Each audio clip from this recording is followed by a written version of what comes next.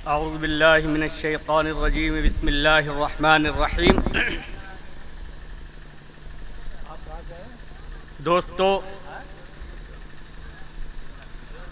आज़ादी हिंद के बाद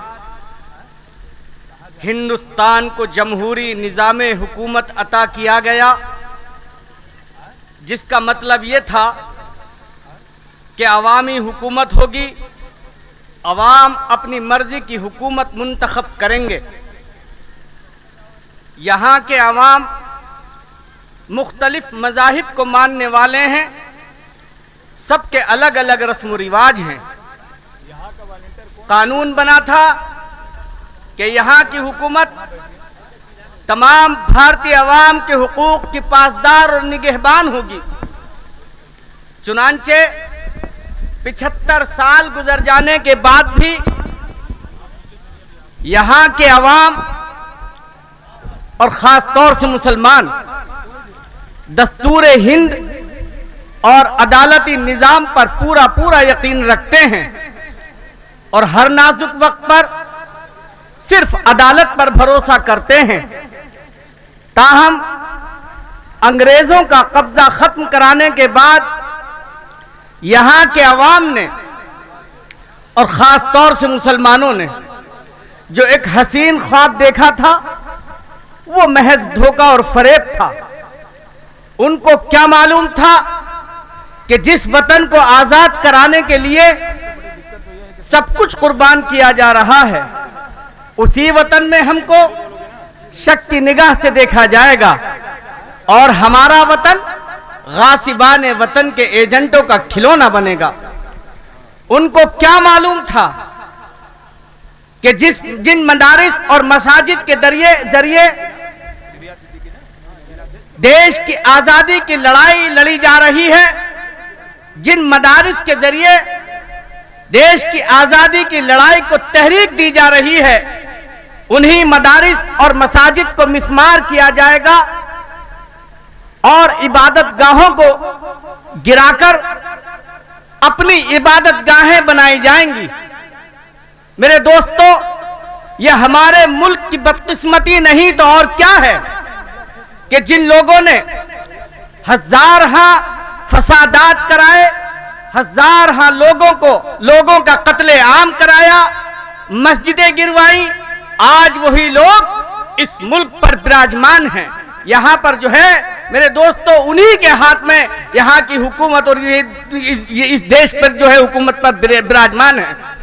मेरे दोस्तों, अगर हम चाहते हैं, अगर आप चाहते हैं कि आपको जिस तरीके से रौंदा जा रहा है, कुचला जा रहा है, अगर आप चाहते हैं कि आपके नौजवान जिस तरीके से दूसरी कौमें अब जो है वो हुकूक पा रही हैं और हुकूमत कर रही हैं, आपका नौजवान भी हक पा जाए, तो इसके लिए आपको वही तरीका इख्तियार करना होगा जो दूसरी कौमें इख्तियार कर रही हैं। मेरे दोस्तों, आप बताएं कि आपका दस्तूर आपके पास मौजूद है, आपका दस्तूर मौजूद है और बताता है कि किस तरीके से आपको हुकूमत हासिल करनी है, कैसे सियासत करनी है, कैसे जो है जिंदगी अपनी गुजारनी है। ये तमाम तरीका आपके पास मौजूद है।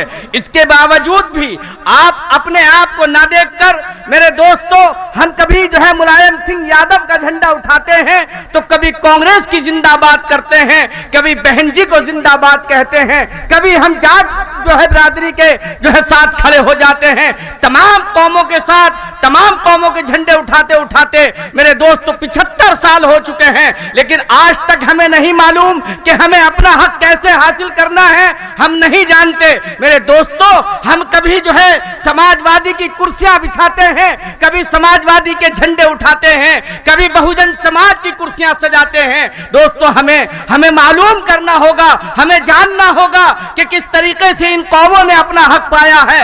अगर यहाँ यादव का 7% बेटा, यादव का बेटा खड़ा होता है, अपना झंडा बनाता है, अपनी कौम को आवाज देता है, अपना जो है निशान पैदा करता है और आवाज देता है, ए कौम आ और हमारे साथ मुत्तहिद हो जा, तो देखते ही देखते उत्तर प्रदेश का वो 7% यादव 4-4 बार मुख्यमंत्री बन जाता है और आप उसके झंडे उठाना और उसके नारे लगाने में अपना फख्र समझते हैं। इसी तरीके से मेरे भाई, जब बहन मायावती खड़ी होती हैं, जो यहाँ उत्तर प्रदेश की 11% है, 11% जब खड़ी होती है, आवाज देती है, अपना झंडा बनाती है और वो मुत्तहिद हो जाते हैं। जब वो कौम मुत्तहिद हो जाती है तो एक दलित कन्या उत्तर प्रदेश की 4-4 बार मुख्यमंत्री बन जाती है। मेरे दोस्तों, एक कौम आप क्यों नहीं समझते, आप क्यों नहीं जानते, आप जो है आपने यादव की जिंदाबाद की, यादव जिंदाबाद हो गया। आपने ब्राह्मण की जिंदाबाद की तो 3% 11% ब्राह्मण जिंदाबाद हो गया। आपने जाट की जिंदाबाद की तो जाट इस देश का प्रधानमंत्री से लेके मुख्यमंत्री से लेके आईजी, डीआईजी, सिपाही जी, थानेदार, कोतवाल, लेखपाल, डीएम, एसडीएम सब कुछ बन जाता है। मेरे दोस्तों, लेकिन आप क्यों नहीं समझते, जब आप वो दलित कौम जिनको बरसों से, सैकड़ों, हजारों साल से कुचला जा रहा था, जो इबादत का खाने में जाने के लायक नहीं थी, जिन्हें अछूत बना दिया गया था, जिन्हें बराबर में नहीं बिठाया जाता था, लेकिन जब वो कौम भी खड़ी होती है, वो कौम भी जो है मुख्यमंत्री से लेकर आईजी, डीआईजी, सिपाही जी, थानेदार, कोतवाल, लेखपाल, डीएम, एसडीएम सब कुछ बन जाते हैं। लेकिन आप नहीं समझते। ऐ मेरे भाई, आप 75 साल से जब झंडे उठा रहे हैं, दूसरी कौमें तरक्की कर रही हैं, लेकिन आपका बेटा देखते ही देखते आतंकवादी बन जाता है। ऐ मेरे भाई, आपने क्यों नहीं सोचा, आपको तो अल्लाह ने जो है कुरान देकर भेजा था। अल्लाह कुरान में कहता है, कुंतुम खैरा उम्मतिन उखरिजत लिन्नासी तामुरून बिल मारूफी व तनहौना अनिल मुनकर। तुम बेहतरीन उम्मत हो, तुम खैरे उम्मत हो, लेकिन कब हो खैरे उम्मत, कब हो बेहतरीन उम्मत? ऐ मेरे भाई, आप बेहतरीन उम्मत जब हैं जब भलाई का हुक्म करते हैं और बुराई से रोकते हैं, लेकिन हुक्म कब करेंगे? हुक्म आज अखिलेश यादव ने किया, मायावती ने किया, योगी आदित्यनाथ कर रहे हैं। हुक्म जब हुकूमत में आते हैं तब किया जाता है। लेकिन आप भूल गए। आप जरा सोचिए कि जब ये देश आजाद हुआ था, आजादी में अगर सबसे बड़ी कुर्बानी दी थी, ऐ मेरे भाई, वो आपके बेटे ने दी थी। अगर कोई कुर्बान हुआ था तो वो तेरा बेटा था। अगर कोई जेलों की सऊबतें बर्दाश्त कर रहा था तो वो तेरा बेटा था। अगर कोई फांसियों के फंदों को चूम रहा था तो वो आलिम दीन था। लेकिन आप सब भूल गए। 35% आप उस वक्त हुआ करते थे, लेकिन आज क्या वजह है कि आप 35% से घटते घटते 1 से 1.5% सरकारी नौकरियों में रह गए हैं। ऐसा ही नहीं है, बल्कि बहुत से शोबे ऐसे हैं कि आपकी कतन नुमाइंदगी नहीं है। मेरे भाई, आपको क्यों अल्लाह ने भेजा था? आपने गौर नहीं किया। ए दाढ़ी वाले, ए टोपी वाले, ए मसलक वाले, ए आपस में लड़ने वाले, जरा ये सोचता क्यों नहीं कि तुझे कुरान देकर भेजा था, कुरान देकर भेजा था। कुरान कह रहा था, वअदल्लाहुल्लज़ीना आमनू मिनकुम व अमिलुस्सालिहाति लयस्तखलिफन्नहुम फिल अर्ज़ कमा इस्तखलफल्लज़ीना मिन क़ब्लिहिम।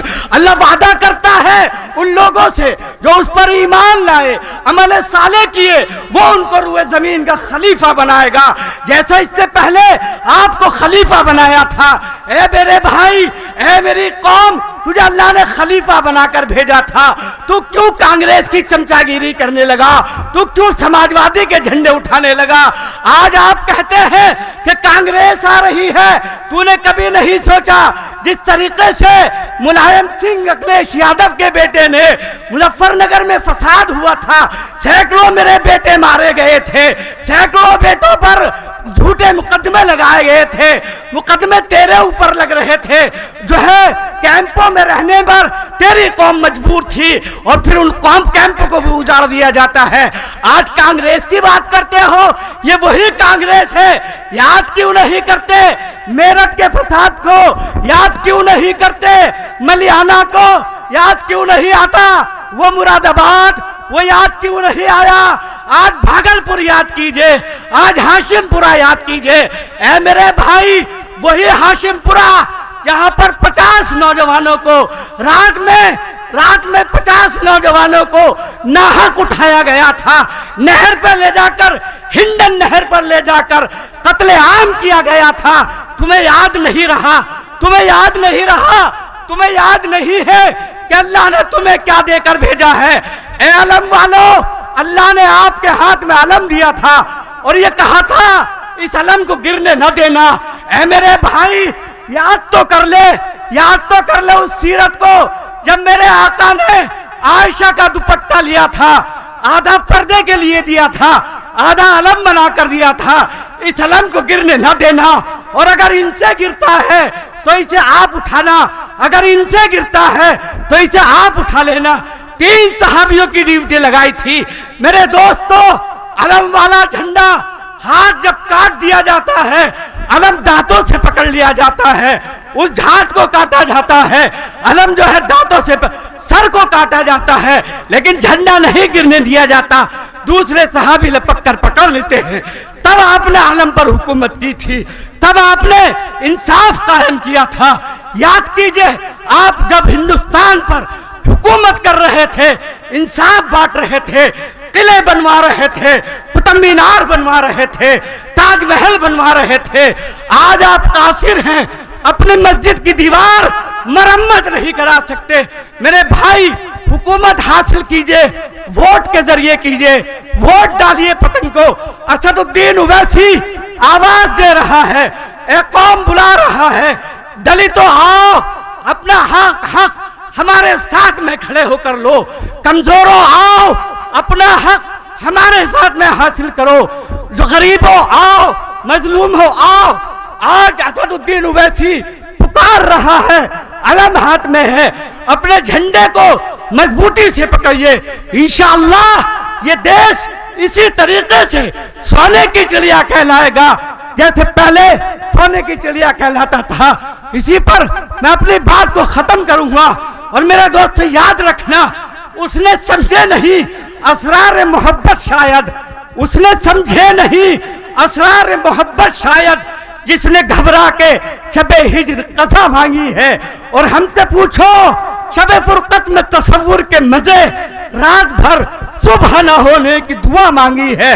वमा अलैना इल्लल बलाग। खुदा हाफ़िज़।